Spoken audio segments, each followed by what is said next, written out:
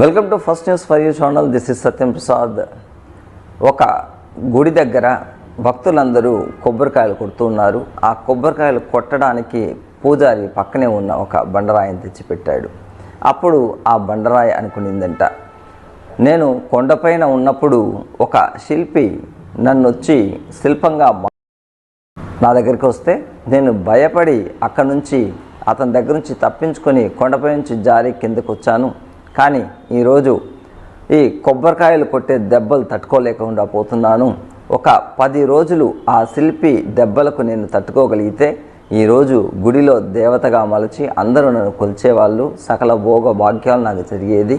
కానీ ఆ 10 రోజులు ఆ ఉలి దెబ్బకు భయపడినందువల్ల జీవితాంతం ఈ కొబ్బరికాయల దెబ్బలు తగులుతా ఉంది నాకు అని బాధపడిందంట.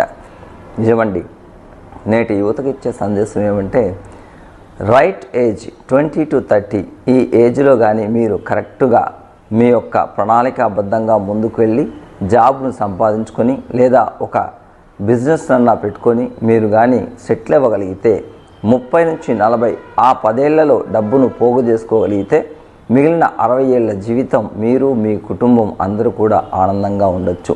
ఎప్పుడైతే ఈ 20 నుంచి 30 ఈ మధ్య కాలంలో మీరు కానీ ఫ్రెండ్స్తో కావచ్చు లేదా ఇతర పోకిరి వేషాలు వేస్తూ మీ కాలాన్ని మొత్తం వృధా చేస్తారు, మిగిలిన 70 ఏళ్ల జీవితం అంతా మీరు కష్టాన్ని 10 రోజుల ఉలి దెబ్బను కానీ ఆ బండరాయి తట్టుకోగలిగి ఉంటే దేవతగా మారుండేది అంటారు. అదేవిధంగానే ఈ 10 సంవత్సరాల జీవితంలో మీరు కష్టపడితే మిగిలిన 60-70 ఏళ్ల జీవితాన్ని ఆనందంగా గడపచ్చు.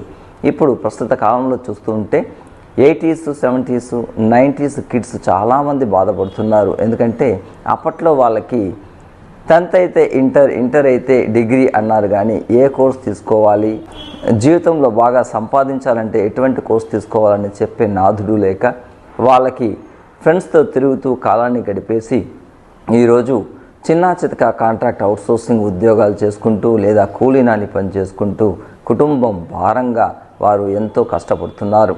అలాంటి పరిస్థితి భవిష్యత్తు తరాల వారికి రాకూడదంటే ముందుగానే అంటే 20 నుంచి 30 ఏళ్ళు మీరు సక్రమంగా కానీ కష్టపడి ఒక మంచి ఉద్యోగాన్ని సంపాదించుకోగలిగితే మిగిలిన జీవితం అంతా ఆనందమయంగా ఉంటుంది.